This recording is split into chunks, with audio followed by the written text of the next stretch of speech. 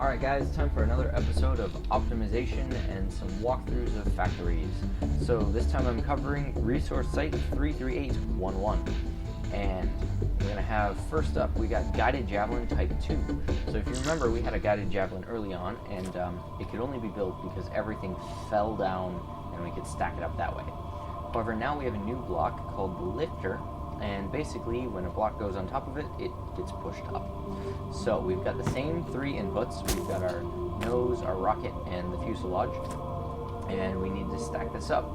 So the fuselage is set up right here, such that it'll automatically get pushed up as soon as it comes out, and when we've got three stacked up, the fourth one will push it forward and it'll be off the lifter. Then it'll get over to here onto this lifter, which will push it up even more, and at that point the rocket will then be underneath it and they'll get welded together here. And as soon as that happens, it'll trigger this sensor up here and push it off of the lifter, and it'll hit this lifter, which will just move it up this little bump here. And then we've got the nose cone, which moves all the way over here and ends up on top of it at this point. And then we got a lifter here and a pusher with a sensor there to move it over to the exit. So I will just show you how that goes.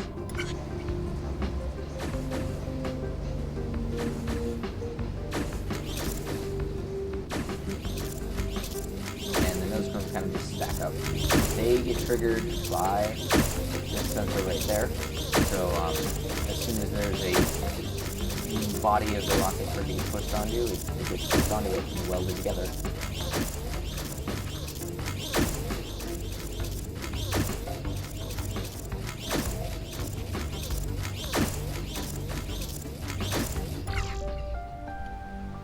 There we go.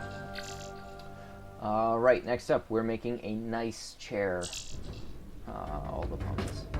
So here we are on a rock, and there's another one of these material block generators. And basically, we're just going to let it push them out all the way to when we get out to here. And this is going to be max input rate. So it's basically going to be a solid line of blocks.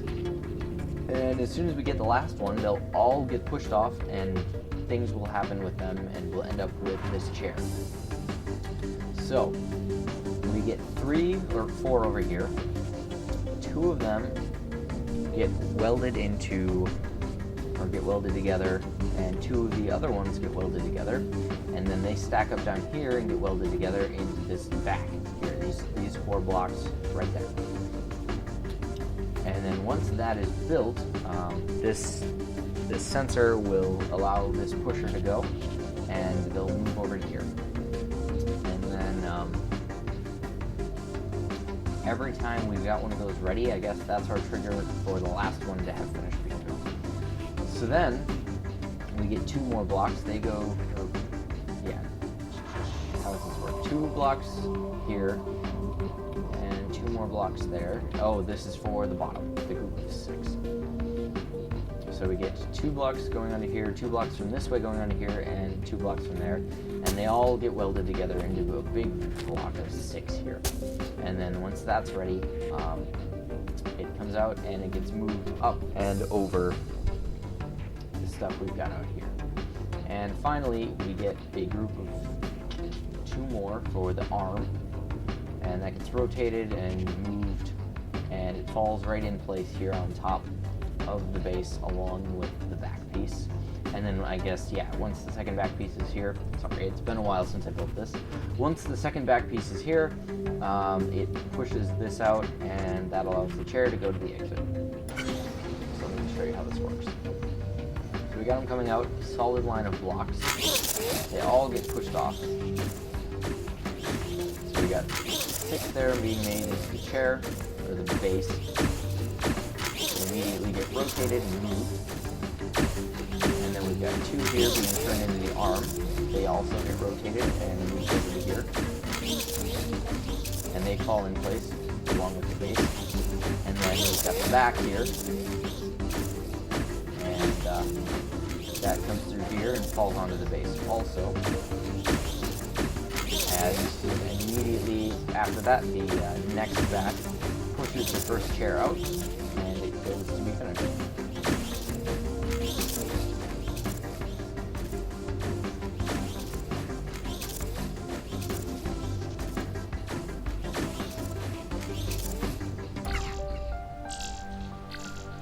So next up, we've got a relay satellite.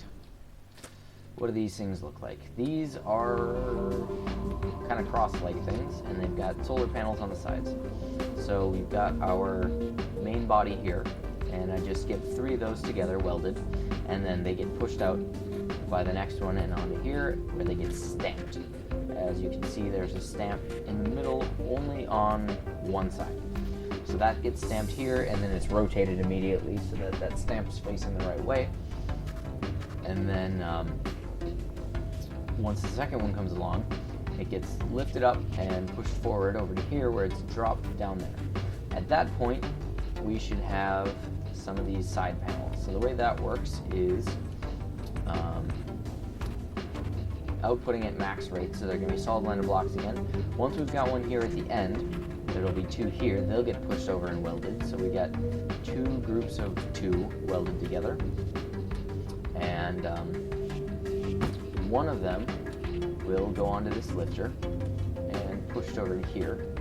And the other one will fall onto here and take this really long journey, which is set up so that it ends up where it needs to be right when the top falls.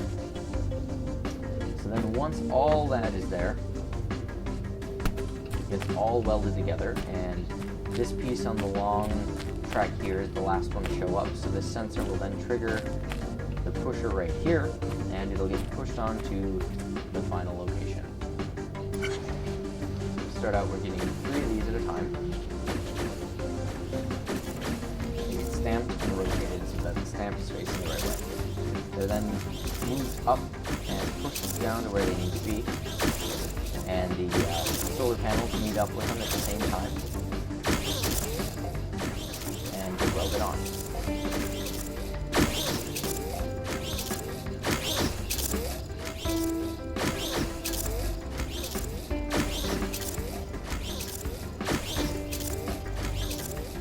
And there are so many of these that if it were to run longer, there would be issues, but we only need to get 10 of them done, so it works.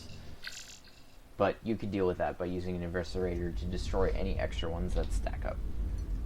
So next we've got the Terrestrial Surveyor. That's this little guy right here. It looks kind of like Wall-E, in my opinion. So what do we have? We are given tank treads here. We need to make tank treads length of 3. And we are given the main body pieces and the head. So first off, I'm going to start by making tank tread groups of 3. And as soon as the first one gets over here, the second one will be done, and it'll get moved over to here. And that way we'll end up with one on each side, and everything's going to get welded together right here. So over here then, we're going to get a T shape with these blocks. So once we get 3 welded together here, it'll be time for the next one to come out, and it'll get moved onto this belt here and welded onto the top. Or nope, that one gets welded onto the head. Sorry about that. And then the head gets welded onto the 3-piece top right here. So I'll let you take a look. We've got a zigzag here for the head so that it times out properly. The sensor there is attached to this pusher right there, which pushes the head and the body piece from the last iteration onto this lifter. And then that slips it on top of the main body piece underneath, which then also ends up on top of that lifter. So as soon as the main head body piece is on top, or as soon as it shows up, get this allowing for letting go of the holder here, and then this pusher pushes it onto the belt over here. So I'm just going to show you how this goes because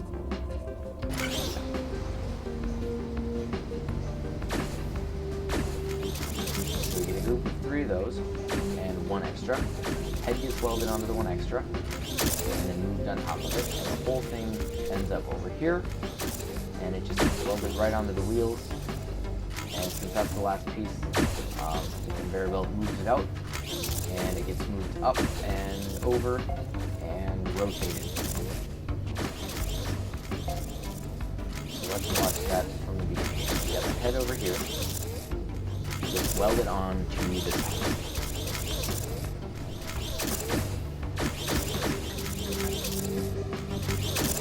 Which triggers as soon as we have 3 of the bottom pieces. So it hits that, triggers this, and pushes another one over.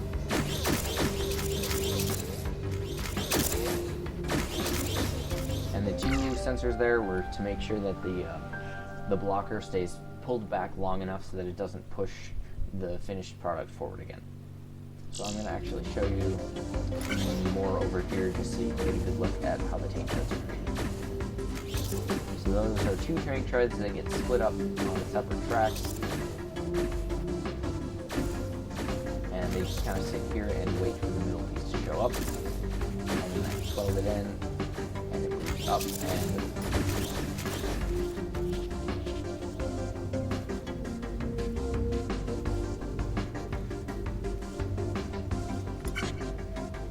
Alright, and last but not least, we have the anti-Javelin point defense. So, what are we looking at? We are looking at building these, basically an AA gun. So we're going to have 3 different parts, and they're all going to show up separately, and we're going to deal with them as we do. So, we've got the main barrel of the gun, weld them together in groups of 3 right away. Simple enough. Then we've got the back of the gun, weld them together in groups of 2, and those get welded to the front piece. And finally, we've got this little triangle stand piece that we need to make, and that's a little more difficult. How I did that is, I'm not entirely sure. Let's watch this and see what it does. So this group of 2 welded. Oh, okay. So as soon as it hits the sensor, the third one gets pushed out, which then moves it over and welds on top. And it rotates around so that it's facing the front direction. And the pusher for that one is activated by the nose barrel over here, because that was the only thing I could find that was at the correct time to push it. So that gets rotated, everything moves down here. I'm going to stop that and explain. So we've got our barrel coming in here, gets moved up and over onto this belt, and then we've got our stand down here. So the barrel falls down here, gets welded onto the stand, and then the whole thing gets pushed onto this lifter and moved up, and then it just goes right over the end.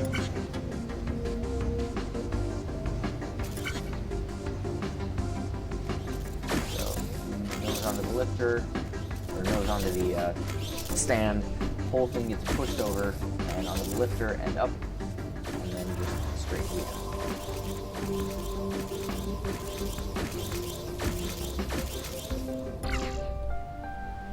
There you go.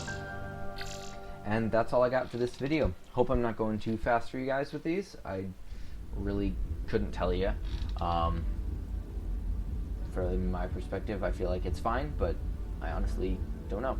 So but end of the Overlord campaign, we've got resource site 90242. So that's what I'm going to be doing next video. 5 more puzzles. See you guys then.